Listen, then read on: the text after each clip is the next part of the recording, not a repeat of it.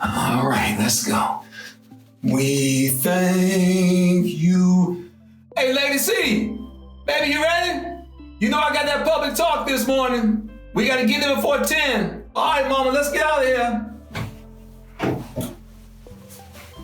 Say what?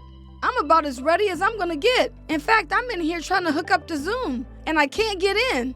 Did they change the code?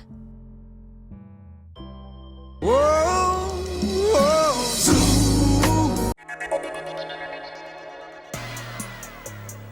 You're listening to The Critical Thought, where we challenge our listeners to use critical thinking when examining the teachings of Jehovah's Witnesses. You know, it's kind of interesting when you look at what has happened with Zoom and Jehovah's Witnesses. In fact, we've talked to people all around the world when their congregations started going to Zoom. And some of the comments that people have told us that some of the elders and circuit overseers and other speakers have made is simply just amazing. This is a blessing from Jehovah. This is something that Jehovah prepared for us so that we'll be ready when we had the situation like it is today where we could not have our meetings. Let's be honest. Zoom is a tool that is used by companies all around the world. They were all used for the same purpose, to stay in touch with their people. In other words, the Watchtower situation of not being able to have in-person meetings was not anything special.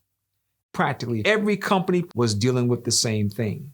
As we see now, what was often touted as a blessing from God has now begun to be more of a cursing instead. Because now the Watchtower, as we've always said, is nothing more than a business. And the Watchtower is experiencing the same issue that other businesses are experiencing, being able to get their people to come back into the office, to come back in person. But you know, it's interesting that during the time of COVID, at its max, practically every religious denomination closed their churches down and they went to Zoom. According to a recent Pew report, many churches, just like the Watchtower, opened back up and their members are able to continue to go to Zoom meetings. For many religious denominations, they have simply made Zoom a part of their ministry now. This is just a technology that's being used today, but it's not working in the favor of the Watchtower. You see, what is happening now, they're telling the witnesses, come back to the Kingdom Hall. And why? Well, because of scenes just like this. That's right. Kingdom Halls are empty. Now, of course, one of our favorite governing body members, Tony Mars, he had the assignment of telling Jehovah's Witnesses they need to come back to the Kingdom Hall in person. After acknowledging those with advanced age, infirmities, and other circumstances that may prevent them from attending meetings in person, the announcement included this thought-provoking statement. On the other hand, some brothers and sisters, younger and in good health, have more favorable circumstances that may allow them to attend Christian meetings regularly at the Kingdom Hall. However, it has been observed that some have developed a tendency to attend meetings on a video conference when, according to their circumstances, they could be physically at the Kingdom Hall. As the circuit overseers begin to make their rounds, they begin to send their reports back into the branch offices, and there was one constant drumbeat. After the memorial and after the special talk, the attendance continued to go down. As Tony Mars began to tell witnesses to come back to the Kingdom Hall in person, he used an old technique. It's a technique that the Watchtower has used for years. It's known as the crocodile-infested waters, where they will take someone in another part of the world and make a comparison to those in a different part of the world and basically say, see, this is what they're doing. Why can't you do that? And that's what he did in this presentation. He brought out two examples which are very interesting. One of Jehovah's Witnesses living in a war-torn country, and another of someone who's living in a country where the country suffers financially, and as a result, many of the witnesses struggle financially. For example, Tony Mars referenced a sister who was so poor she could not even afford a radio. As a result, she had to go over to another Jehovah's Witness home to listen to the program that was being broadcast on the radio. For 2 years, the faithful slave made arrangements for us to listen to the meetings over the radio. Since I did not have a radio, I went to different brothers' homes to listen to the meetings. Now, many times the Watchtower doesn't even stop to think when they use examples like this. You see, what they don't realize, this is really an example of showing just how bad Jehovah's Witnesses take care of their people. The Watchtower is $1 billion corporation. So they'd use this example to brag about, but really it's embarrassing.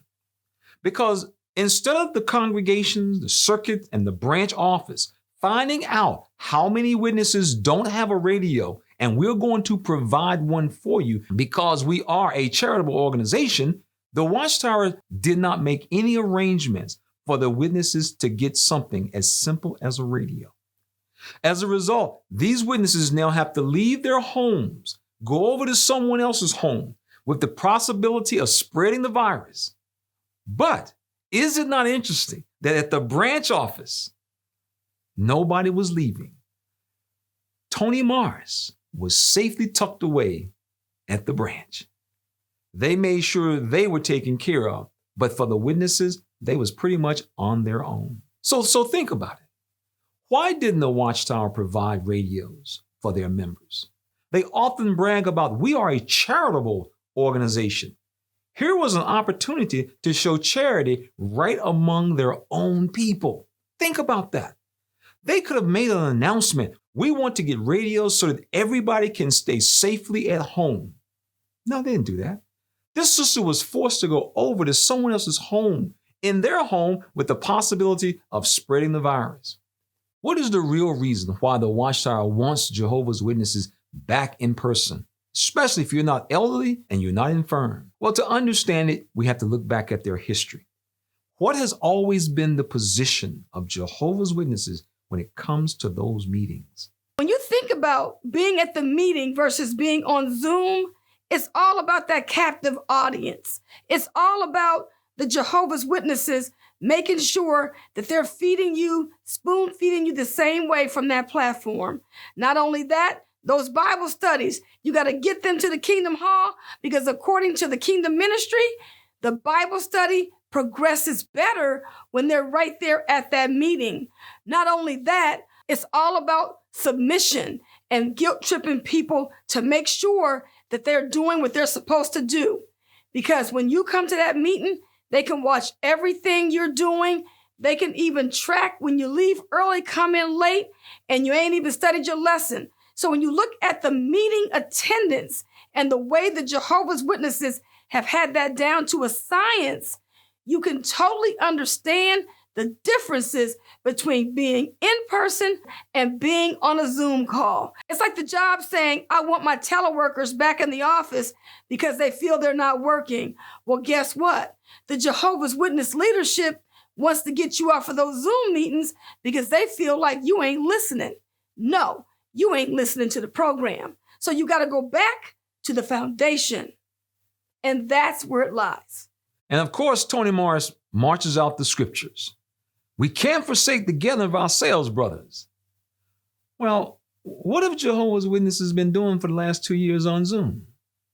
You see, a lot of Jehovah's Witnesses, they have taken the time to stop and think about this. And they realize, I haven't been to the Kingdom Hall. I haven't stopped forsaking. They haven't lost God's Spirit. And this is one of the biggest things people have realized. And I have not become a wicked person because I'm not at the Kingdom Hall. Now here comes Tony Morris trying to convince all these people that they are forsaking the gathering by not being in person. Think about the role that in person plays when it comes to Bible studies.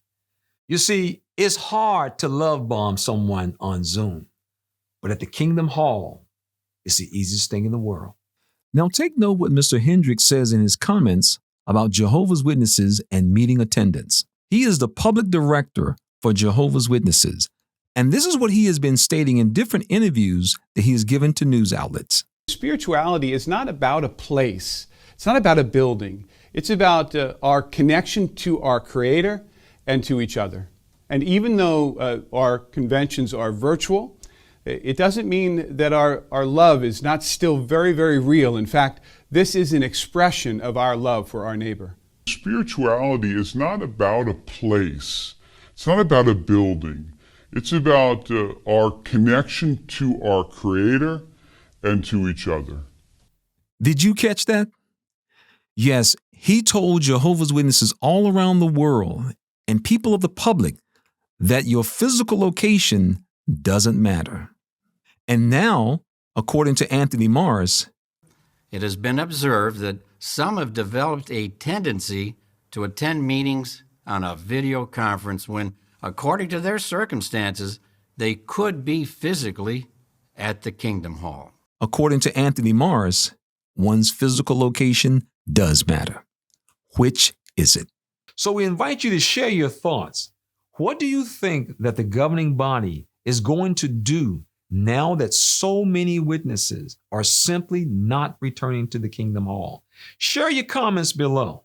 Do you think that they're going to make it such that you now can be marked? That you now will get those talks that will condemn you? Are those the things that you see will be happening to Jehovah's Witnesses who don't come to the meetings? This program was sponsored by Critical Thinkers.